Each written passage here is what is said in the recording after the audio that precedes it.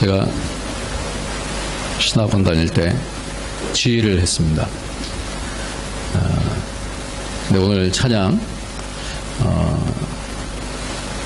아주 너무 참 좋은 것 같아요. 인원이 작지만 음이 이렇게 살아있어야 돼요. 음이 눌리지 않고 점점 사람들은 이렇게 가다 보면 이렇게 음이 이렇게 처지거든요. 근데 그렇게 되지 않고 음이 다 공처럼 이렇게 살아있어야 되는데, 특히 제가 이제 그 테너를 해서 그런지 몰라도 오늘 테너 소리가 참 좋습니다. 테너 한번 박수 한번 해주세요. 네. 안 기쁘세요? 테너? 네. 우리가 다음 주에 이제 이사를 5년 만에 이곳에서 떠나서 6층으로 8층으로 올라갑니다. 19년 역사 동안에 한 30번 이상을 옮겨 도망 다녀야 했던 그런 시절이 있었는데, 5년 동안 이 장소에서 오늘 마지막 예배를 드리게 되어서 오늘 이 장소에서 마지막 예배가 될 텐데 너무나 저는 감사하고 감동이 있습니다. 우리가 30년 동안, 19년 동안 30번 옮겨 다니면서 때때로는 병원 회의실에서 예배를 드리기도 하고 음식점에서도 몇 차례 예배를 드리기도 하고 그랬었어요. 심지어는 가라오케까지 가서도 예배를 드린 적이 있습니다. 그러나 하나님께서 이렇게 찬양 드리고 예배 드리는 것을 한 번도 멈추게 하신 일이 없습니다. 할렐루야. 그것을 바라볼 때 우리는 하나님 우리 교회를 인도하시고 기뻐하신다.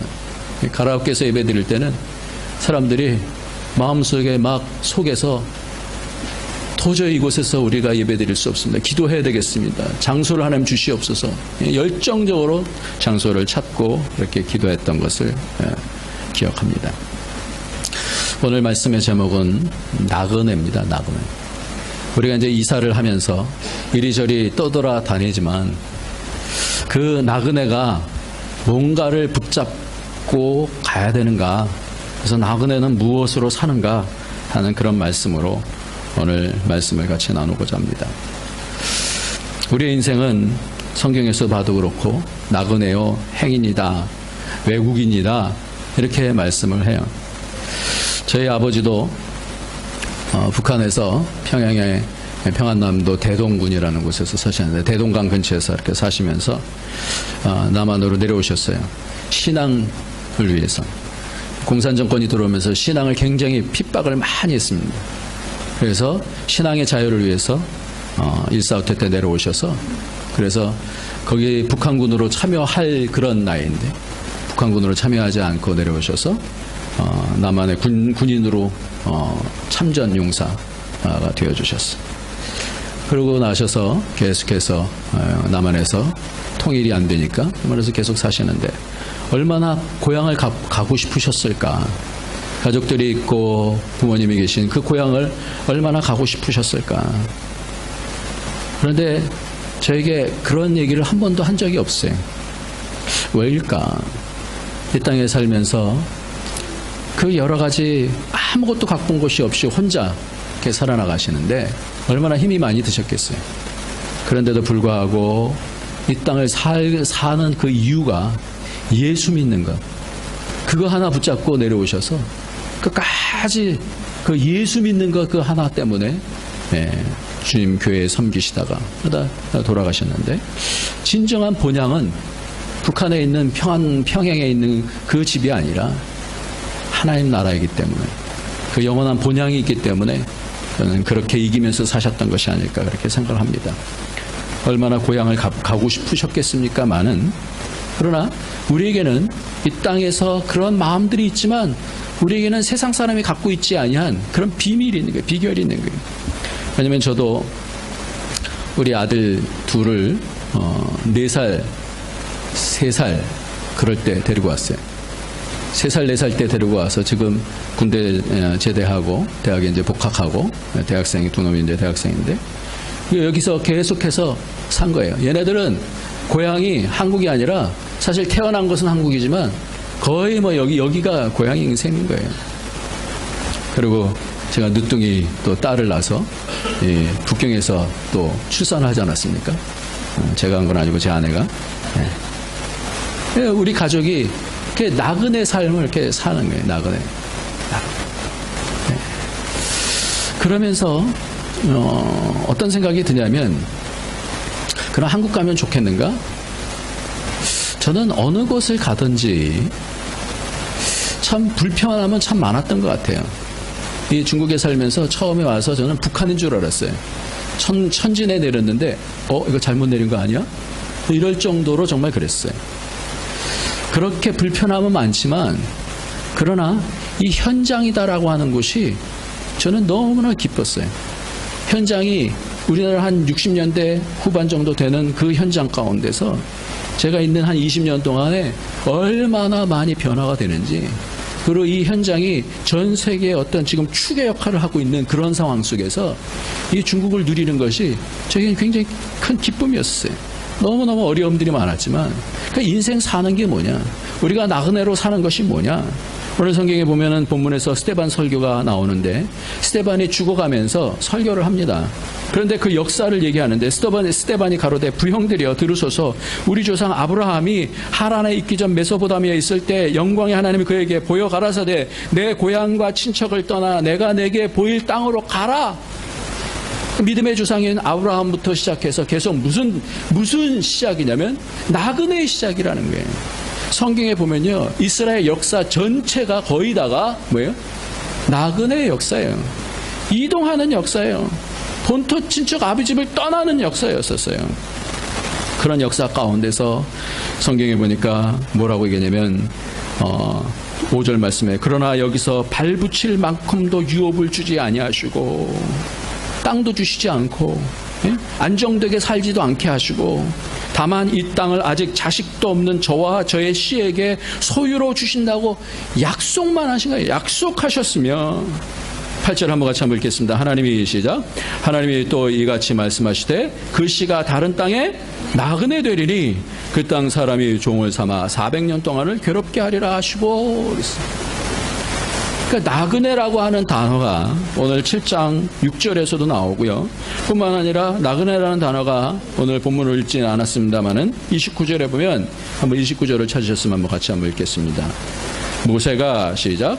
모세가 이 말을 인하여 도주하여 미디안 땅에서 나그네 되어 거기서 아들 둘을 낳으니라. 이렇게 성경에 있는 우리의 선진들은 다 이런 나그네 삶을 살았어요. 그럼 왜 하나님께서 왜 이런 나그네 삶을 살게 하실까? 그 뒤에 보니까 요셉도 여러 조상이 시기하여 9절에 보니까 애굽에 팔았더니, 그러니까 대부분의 삶을 보면 다 나그네 삶을 하나님께서 의도적으로 밀어가시는, 몰아가시는 것을 보게 되어집니다. 우리가 이 땅에 살면서 나그네 삶을 살지 않습니까? 나그네라는 것이 어떤 것인지 알지 않습니까? 나그네라는 삶이 얼마나 힘든 삶인지, 거기서 적응하면서 사는 것이 얼마나 힘든 건지 알지 않습니까? 남의 나라예요.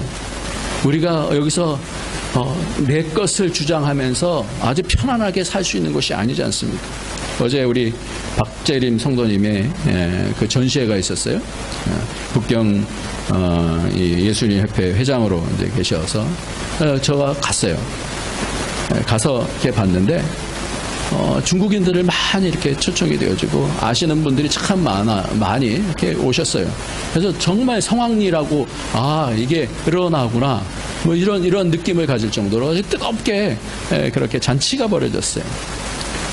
그런데 그러면서 이제 축사들을 이렇게 쭉 하는데 중국 사람들이 나와서 이렇게 쭉 축사를 하고, 그리고 우리 교회 이제 김진건 우리 집사님 나와서 이제 문화원장이시니까 청도에서 그것도 뭐 비행기 시간 늦어갖고 나중에 달려오셔갖고 이제 거기서 또 말씀하시고 또 거기다 노래까지 하시고 그리고 그런데다가 이제 권태경 씨라고 하는 이 창 하시는 분이 계시는데 국악인이 노래를 하는데 제가 느낌이 확 다른 거 있죠. 중국 사람들이 얘기하는 그런 부분들은 되게 우리 박재림 그 회장님이 어떤 분이다 뭐 이러면서 칭찬하고 거기에 집중하고 뭐 이래요. 그리고 이 미술관이 어떤 미술관인 것인지 뭐 호텔에 있으면서 뭐 이런 얘기들을 쭉 해요. 그런데 두 분은 다르더라고요. 제가 말씀을 하면서 노래하면서 뭐 저 창을 부르면서 이렇게 느끼는 느낌은 피를 토하고 있구나 이런 생각이 들었어요. 그러니까 이 작은 몸짓으로 가서 그냥 근엄하게 책만 읽으면 그게 무슨 감동이 되겠어요. 그러니까 뭐 그런 거 다 집어치우고 어떤 형식 그런 거 다 집어치우고 그러면서 한국 문화에 대한 이야기를 한국 문화에 대한 내용들을 피를 토하면서 가슴을 열고 이렇게 던지는 내용을 보면서 야, 집사님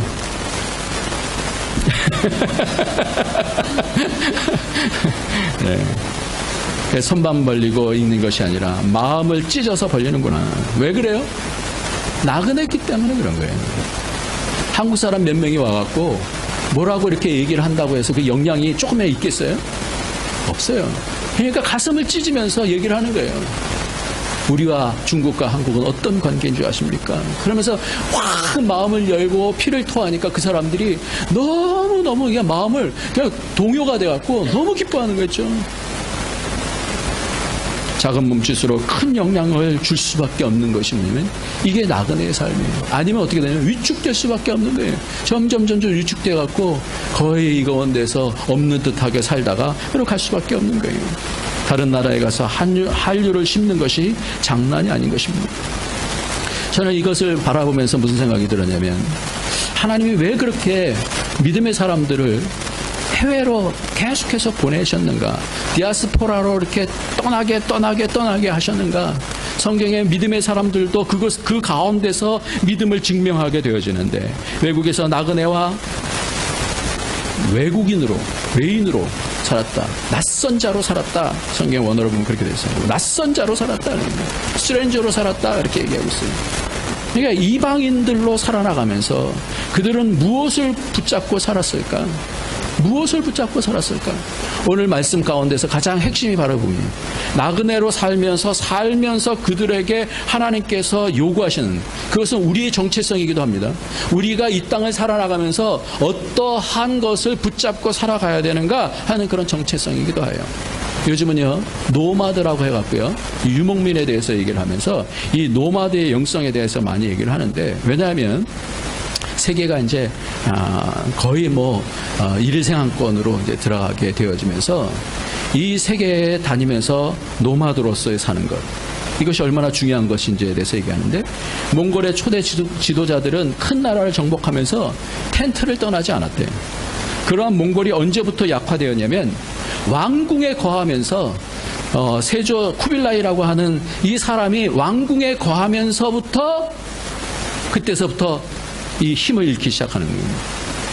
이게 뭘 얘기해 주는 거냐면 우리가 외국 땅에 있게 되어질 때 긴장 안 할 수 없잖아요. 그 긴장하면서 살 때에 그때에 깨어있는 그런 삶을 살고 깨어있는 영향력을 줄 수 있다는 거예요. 그래서 아브라함 같은 경우는 베드로가 장막 인생이다 그러면서 내가 이 장막이 있을 동안에 너희를 일깨워 생각나게 함이 옳은 줄 여기노니 그렇게 얘기를 하고 있어요. 여러분 솔개가요 한 40년 50년 산답니다. 그런데 이 솔개가 꽤 오래 살죠. 40년 50년 사는데 이 솔개가 40년 50년 살다가 어떤 솔개들은 이 부리를 바위에다가 깬대요. 팍팍팍팍 부리를 깬답니다. 그래서 부리가 완전히 다 깨지면 그러면 그 가운데서 이 부리가 새로 나온다 그래요. 그럼 그 새로 나온 부리를 가지고 발톱을 다 깬답니다. 그럼 발톱이 또 새로 나온대요. 그 다음에 어떻게 하면 몸에 있는 털들을 다 뽑아낸대요. 다 털들을 뽑아내면 나중에 다시 새로운 털들이 나온답니다. 그러면 그렇게 40년 50년 살던 이 솔개가 나중에는 80년 100년을 산대요. 제가 이것을 어떻게 감을 잡냐면 그럴 것 같다라는 그 생각이 드는 게 제가 시골에서 목회하면서 근처에 풀무원에 납품하는 그런 닭을 키우는 곳이 있었어요. 달걀 내는 닭을 키우는 양계장이 있었는데 거기 있는 장로님이 저한테 해주신 얘기가 있어요. 닭이 어느 정도 알을 낳다 보면 알을 못 낳습니다. 그러면 어떻게 하는 줄 아십니까? 제가 그걸 어떻게 알아요? 서울에만 살았는데. 하는 얘기가 뭐냐면 이 닭을 금식을 시킵니다. 그래서 닭도 금식을 시킵니까? 닭을 금식을 시킨대요. 그래서 닭을 금식시키다가 죽으면 죽는 거고 그 가운데서 몸이 다시 회복되는 그런 닭은 다시 알을 낳는다는 거예요. 그래서 우리가 이 땅에서 하나님께서 왜 나그네로 살게 하시는가 하는 그런 정체성을 생각하면서 깨어있으라는 것이구나. 그리고 강력한 영향력을 미치라고 하는 것이구나 라는 그런 생각을 하게 되어졌어요. 오늘 본문 말씀 가운데서 한번 우리가 좀 잡을 것이 있는데요. 오늘 한번 9절 말씀 한번 다시 한번 보겠습니다. 여러 조상이 시작. 여러 조상이 요셉을 시기하여 네. 요셉 같은 경우 꿈 하나 잘못 봐갖고 꿈을 봤잖아요. 모든 형들이 부모까지도 자기에게 어떻게 한다고요? 절한다라는 거예요. 절한다는 건 뭘 얘기하냐면 주가 된다는 뜻이에요. 주. 아버지보다도 내가 주가 된다는 거예요. 근데 이삭은 그것을 마음에 두거든요. 어떻게 그럴 수 있어? 형들은 뭐 시기하면서 그랬을 때 아버지는 마음에 딱 뒀어요. 근데 그가 어떻게 해요? 형들의 시기에서 팔려가게 되지 않습니까? 그러면서 노예가 되어져서 주가 되기는커녕 완전히 망한 인생이 되어질 때에도 그가 어떻게 하냐면 하나님이 함께 하심으로 저가 형통하였더라. 그러니까 나그네 정도가 아니라 노예 가운데서 나그네가 아니라 외국에서 완전히 망한 인생이 되지만 그 망한 인생에 망하지 않는 이유가 뭐냐면 그가 깨어서 하나님과 함께함을 통하여서 저가 형통하였더라. 할렐루야. 그러니까 사람들도 보면서 아 하나님이 저와 함께하는구나 그것을 보고 모든 것을 맡기게 되어지는 거예요. 하나님의 영향력을 끼치는 노예인데도 불구하고 하나님의 영향력을 끼치는 그런 인생이 됐다라는 거예요. 많은 인생들이 무슨 고백을 하면서 살았을까? 그 어려움 상황 속에서 무슨 고백을 하면서 나그네를 살았을까? 우리도 이제 올라갑니다. 이사를 다니면서 무슨 고백을 하면서 우리가 살아야 될까? 이 땅을 살면서 우리는 무슨 고백을 하면서 살아야 될까? 저는 참 감사한 게 공안이 있어서 참 감사하다는 생각을 많이 했어요. 하나님도 저를 감시하시지만, 감시가 아니라 보시지만 이 공안이 이렇게 봐주는 것 때문에 제가 딴 일을 못 하겠더라고요. 뭐 심지어는 이메일까지 다 체크하니까 그러니까 늘 긴장하지 않을 수가 없는 거예요. 늘 깨어있지 않을 수가 없는 거예요. 뭘 하나 하더라도 얼마나 신경 안 쓸 수 없는 거예요. 저는 인터컵이라고 하는 단체하고 같이 뭔가 이렇게 했을 때 느낌이 딱 오는 거예요. 집 앞을 딱 나오면 세 명의 남자가 쫙 이렇게 서서 이게 보이는 게 보여요. 왜 나그네로 살게 하셨을까? 요셉은 그 가운데서 붙잡은 것이 있어요. 하나님께서 어떤 상황을 살아도 놓치지 않았던 것이 하나님이 나와 함께 하신다라는 것을 붙잡은 줄 믿습니다. 오늘도 우리가 붙잡아야 될 것이 뭐냐라는 거예요. 나그네로 살면서 무엇을 붙잡아야 되는가? 모세는 그럼 어땠는가? 모세가 오늘 성경 가운데서 나그네로 되어져서 29절에 모세가 이 말을 인하여 도주하여 미디안 땅에서 나그네가 되어 거기서 아들 며칠 낳았다고요? 둘을 낳았다 그랬어요. 여러분 모세 아들의 이름이 누군지 아십니까? 일부 예배 드린 분 말고 모세 아들의 이름 게르솜 또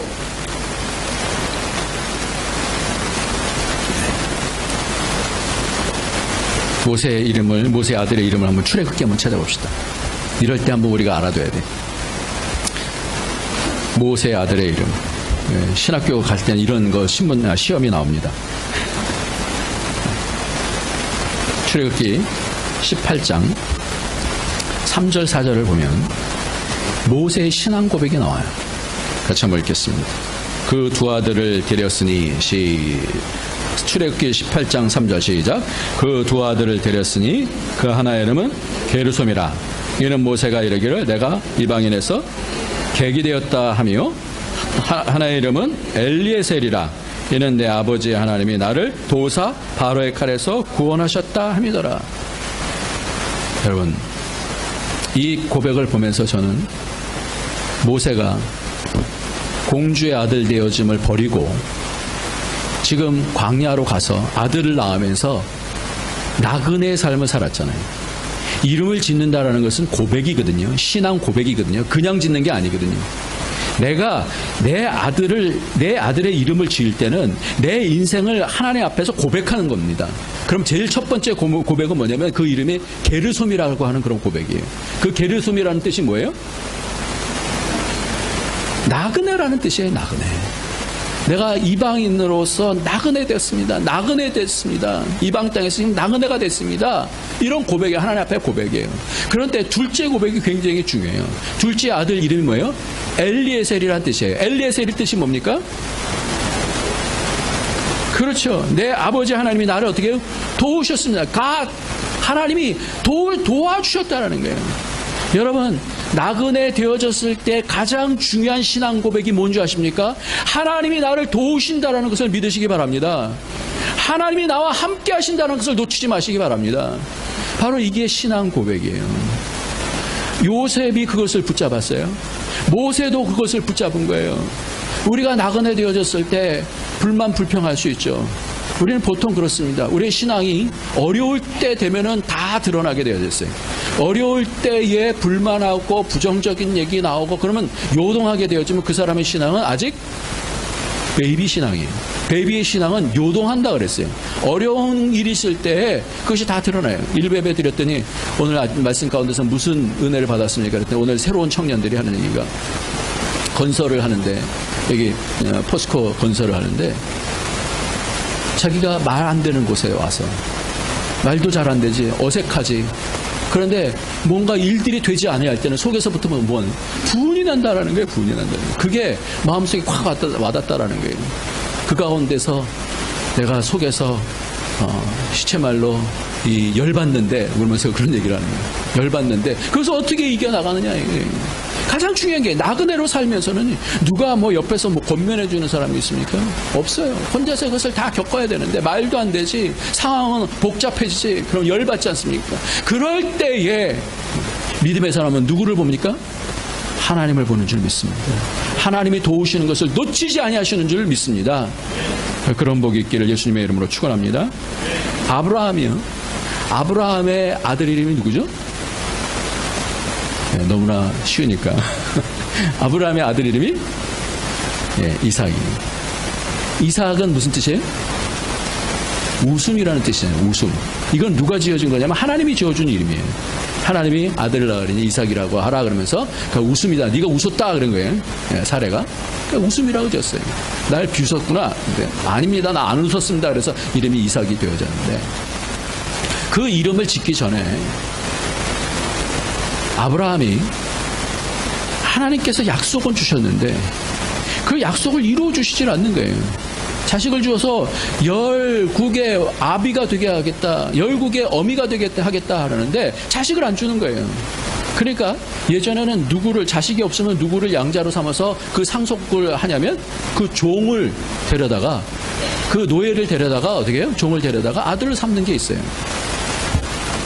원래 노예는 이름이 없습니다. 근데 성경에 보니까 창세기 15장에 보면 그 종 이름을 뭐라냐면 엘리에셀이라고 해요. 모세의 아들의 이름하고 똑같은 거예요. 왜 그렇게 줬을까? 나그네로 살면서 얼마나 힘들었겠어요. 하나님 약속 붙잡고 살면서 얼마나 힘들었겠어요. 그러니까 그 마음속에 뭘 붙잡냐면 그 종에게 이름을 적어주는 거예요. 네 이름은 이제 엘리에셀이다. 그런 거예요.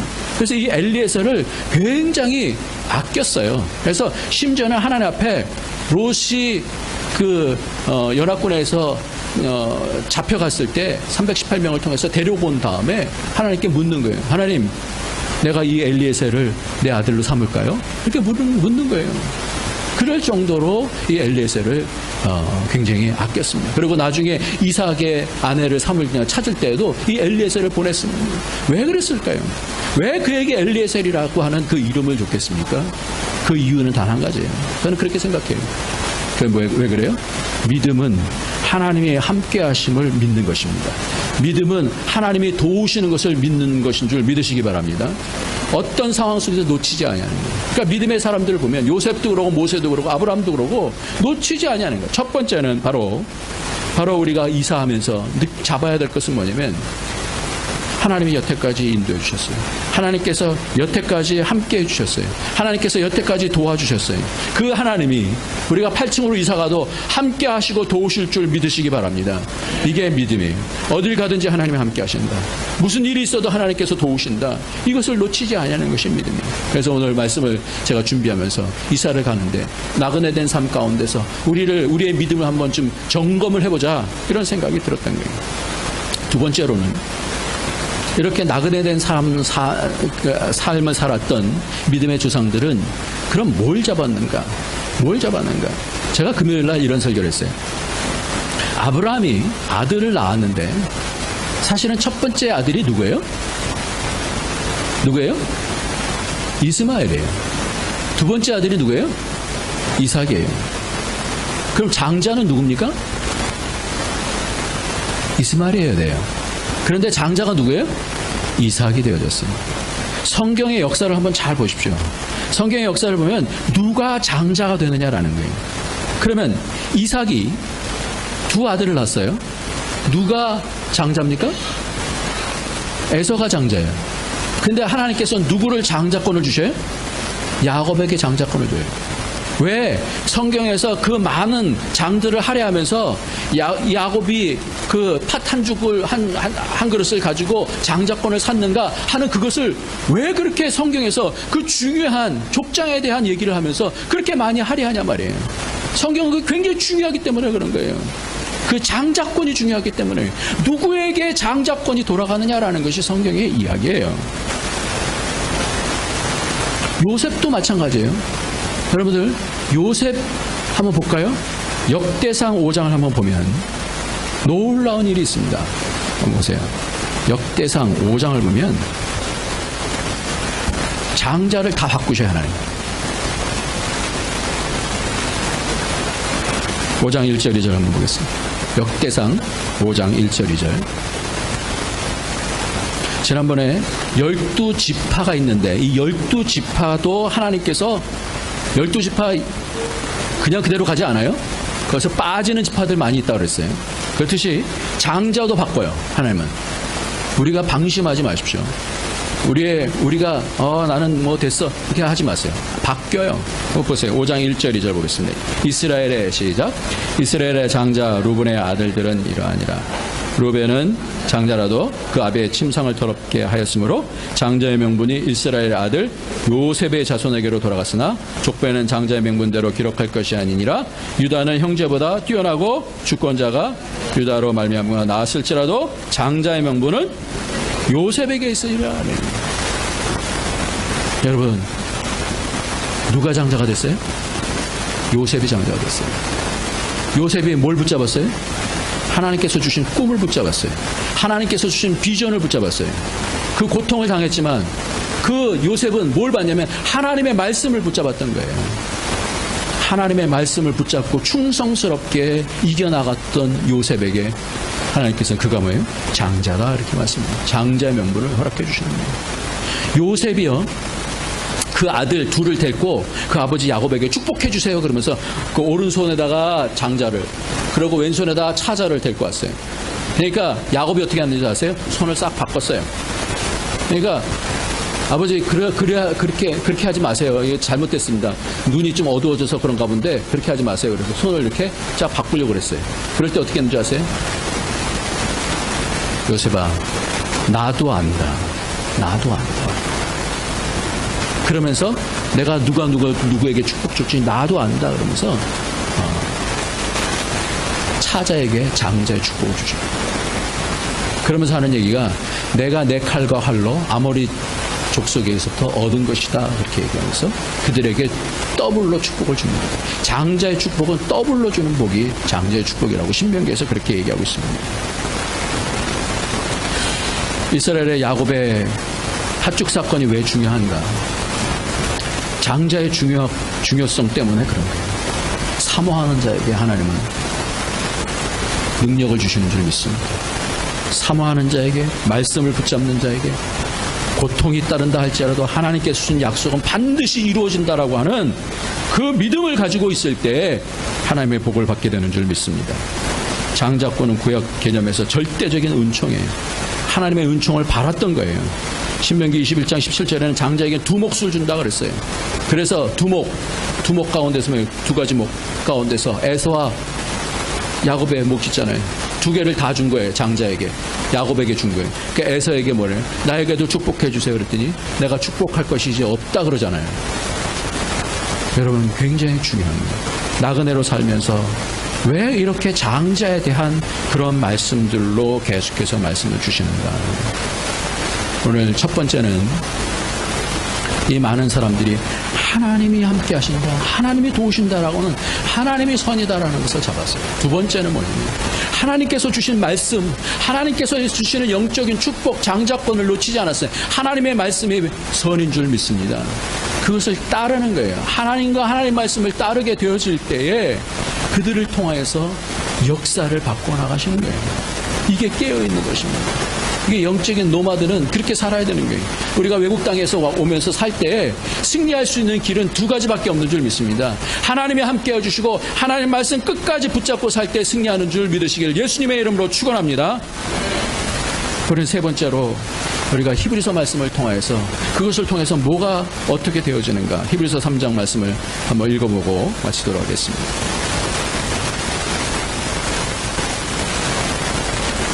히브리서 3장 말씀. 우리 교회 오면은 성경을 안 갖고 오면은 굉장히 불편하실 거예요. 성경을 꼭 가지고 오셨으면 좋겠고, 없으신 분들은 뒤에 성경이 있으니까 뒤에서 뽑아서 읽으시기 바랍니다.